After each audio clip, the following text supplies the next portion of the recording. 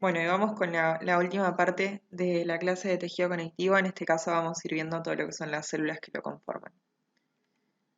Bueno, en cuanto a los tópicos de esta clase, vamos a ver que tenemos la clasificación de las células que conforman el tejido conectivo y vamos a ver célula por célula después, ¿sí? Vamos a tener fibroblastos, células reticulares, células mesenquimáticas, adipocitos, monocitos y macrófagos, células dendríticas, linfocitos, células plasmáticas y, por último, granulocitos y mastocitos.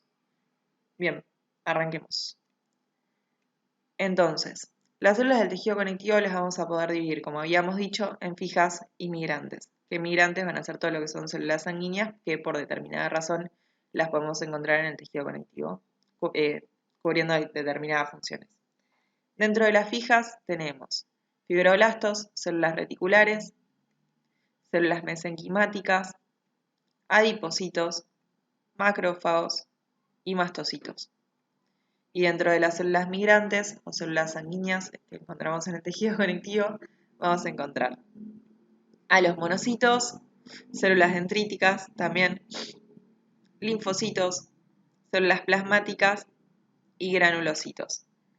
El tema de las células dendríticas, hay algunos autores que los incluyen dentro de las células fijas, es por eso que en el primer Power lo había puesto dentro de células fijas, pero bueno, hay otros autores que las consideran células migrantes y bueno, esta diferencia reside en que hay un montón de tipos de células dendríticas, pero bueno, si les tuviera que dar mi opinión, yo personalmente lo dejaría dentro de células fijas porque encontramos las células, por ejemplo, las células de Langerhans, que son tipo de células dendríticas, que son de la piel y se encuentran siempre en la piel, por ejemplo, pero bueno, no las podríamos establecer en un grupo o el otro, encasillándolas, digamos. Es por eso que en una se las puse en una clasificación y en la otra, en el otro grupo, justamente para que poder aclarar esta cuestión y que lo tengan en cuenta. Pero bueno, arrancamos con la primera célula que, que vamos a ver, que van a ser los fibroblastos. Los fibroblastos son las células más frecuentes y más importantes del tejido conectivo, ¿sí? Son células muy grandes que son aplanadas o ahusadas. ¿Qué significa que sean ahusadas? Que van a ser como, se van a afinar en sus extremos, ¿sí? Van a tener finas prolongaciones también. Van a ser bien eosinófilo del citoplasma y generalmente lo único que vamos a ver es el núcleo ovalado. Se los muestro acá, por ejemplo, un núcleo de fibroblasto, bien basófilo, otro núcleo de fibroblasto, sí, bien.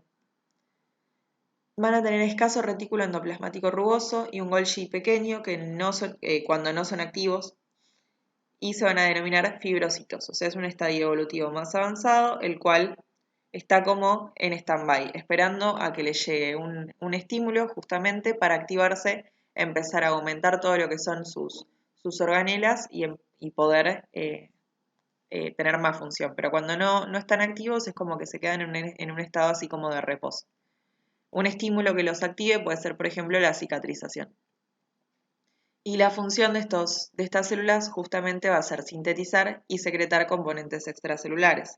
Como habíamos visto en la clase anterior, se encargan principalmente de lo que es la síntesis y secreción de las fibras de colágeno.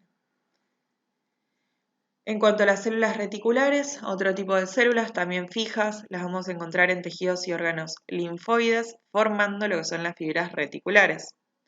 Van a tener una forma como estrellada, con muchas prolongaciones. Los núcleos van a ser grandes, ovales y medio pálidos o claros. Tienen un abundante citoplasma bien basófilo, vean que es bien violeta esto. Y van a formar redes, ¿sí? Si ven, este es un ejemplo claro de célula reticular. Acá tienen otro.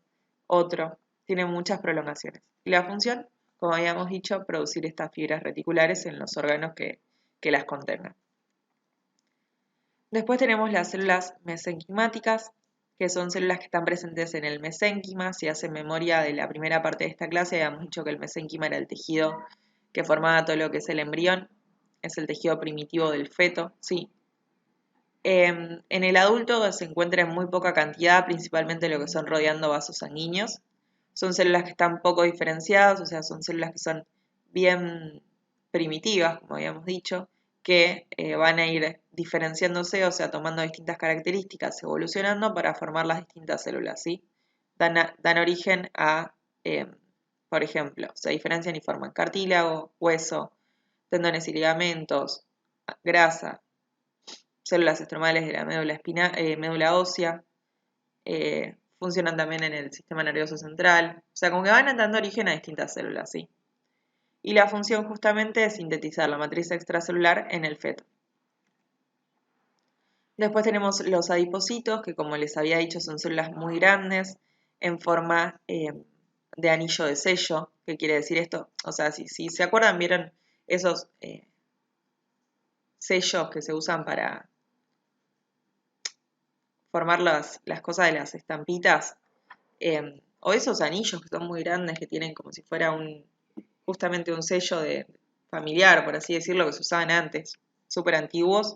Bueno, tienen el núcleo excéntrico y nada, como que imitan esa forma. Por eso se lo llama así, pero bueno, o sea, es una denominación.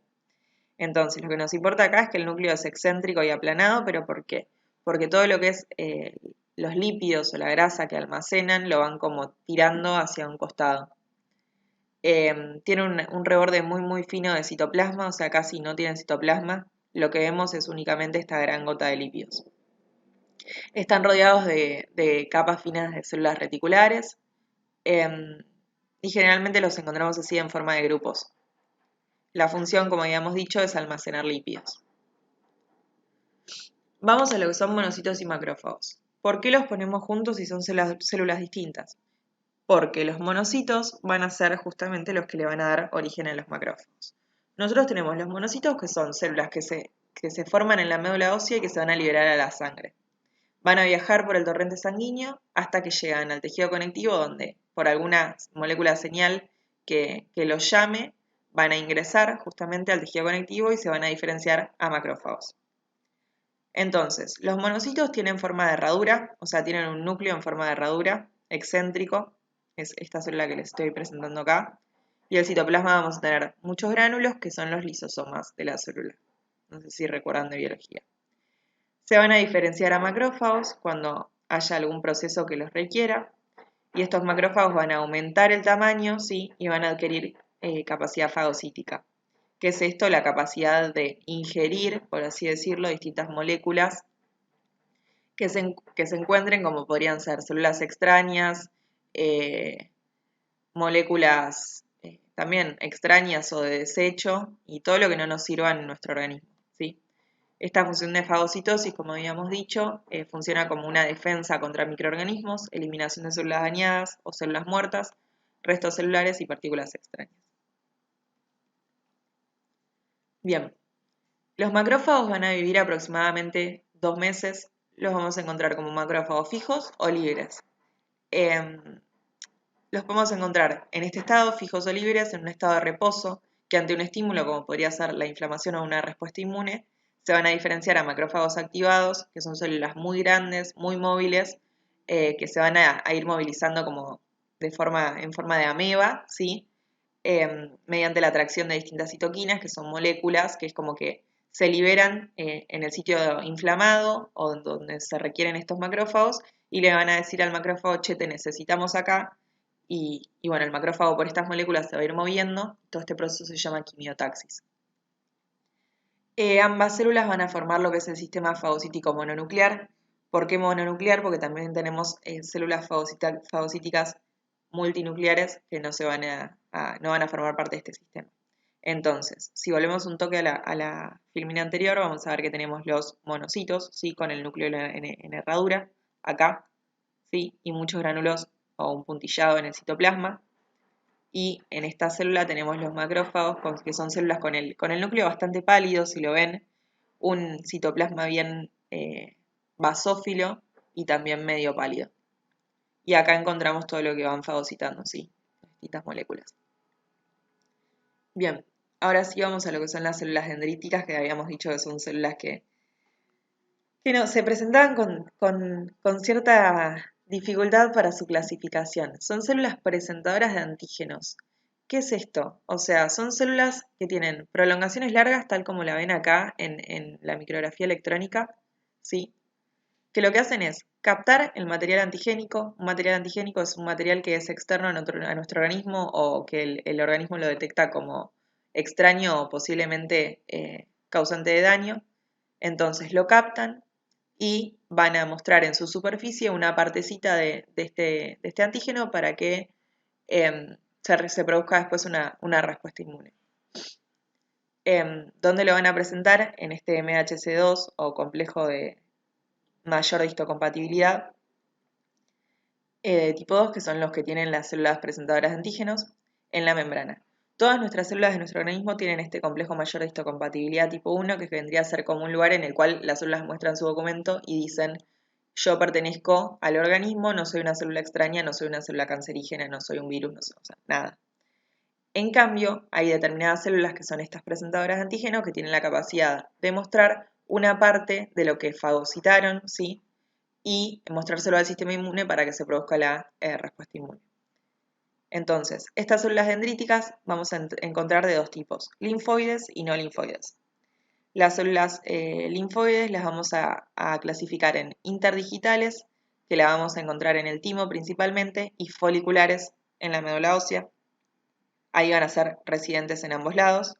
Y las no linfoides en células de Langerhans, que las vamos a encontrar en la piel, como les había dicho, y células dendríticas intersticiales, que las vamos a encontrar en los tejidos conectivos de los demás órganos. Y este es el porqué, a mi entender, son casi siempre células residentes. Acá no hay ningún ejemplo de que las células dendríticas sean migrantes, pero bueno, como les había dicho, hay algunas personas que las consideran así que, bueno, en el momento en el que tengan la clase en la facultad, pregúntenle cómo lo consideran al profesor que les esté dando la clase y bueno, sigan el criterio por el cual les vaya a tomar su cátedra, digamos. Vamos con los linfocitos. Estas sí son células migrantes, son células libres y muy, muy, muy pequeñas del tejido conectivo. Las encontramos en la sangre. Vamos a ver que están formadas predominantemente por un gran núcleo bien basófilo y que va a ocupar casi todo el citoplasma, bien redondeado, sí, y por poca membrana, por poco citoplasma. Van a aumentar en todo lo que son las reacciones inmunes, que bueno, van a ser las células por excelencia de la misma. Ahora vemos las células plasmáticas, que son células ovaladas con un núcleo redondeado, también de localización excéntrica, medio puntillado, o sea, con cúmulos de cromatina, tiene el núcleo, es bastante raro, o sea, son bastante distintivos. El citoplasma es abundante y bien basófilo. Las vemos cerca del tejido linfoide, en el tubo digestivo también. Bueno, en el tubo digestivo tenemos tejido linfoide también. Y se van a formar a partir de diferenciación de los linfocitos B en una respuesta inmune. Y lo que van a secretar son anticuerpos, que son moléculas que van a marcar todo lo que sea extraño en nuestro organismo para que venga una célula fagocítica y lo fagocite y lo elimine, ¿sí? Ahora tenemos los granulocitos, que habíamos dicho que son tres tipos de células distintas: neutrófilos, eosinófilos y basófilos, que son células con actividad fagocítica, que es lo que estuvimos hablando recién, y movilidad. Son células bien grandes, con muchos gránulos en su citoplasma, y las vamos a clasificar en estos tres tipos dependiendo de cómo se vean los gránulos a la tinción con hematoxilina y auxina. Tenemos los neutrófilos, que son células que tienen el núcleo dividido en muchos lóbulos, entre 3 a 5 es el que vemos acá. El núcleo está superlobulado, unidos por cromatina, y un citoplasma con gránulos, pero que no son distintivos ni hacia el color eosinófilo ni hacia el color basófilo, son neutros, por eso neutrófilos. Van a funcionar en todo lo que es la defensa contra infecciones bacterianas y van a ayudar a los macrófagos en todo lo que es la inflamación. Ellos son las primeras células que se presentan en un sitio inflamado, ¿sí? Después tenemos los eosinófilos, que tienen un núcleo bilobulado, o sea, son dos lóbulos unidos por cromatina, y van a aumentar principalmente en lo que son las alergias y las infecciones por parásitos. Y por último tenemos los basófilos, que tienen gránulos de histamina y heparina, ¿sí?, que son moléculas que funcionan en las reacciones alérgicas, ¿sí?, y a su vez también las vamos a ver como ayudando en las infecciones bacterianas y parasitarias. Si tenemos que hablar en cuanto a cantidad, los que vemos en mayor cantidad van a ser los neutrófilos, seguidos por los eosinófilos y por último los basófilos, que se encuentran en muy poca cantidad. Y las últimas células que vamos a ver son los mastocitos, que son células muy grandes, ovales con un núcleo pequeño, bien basófilo.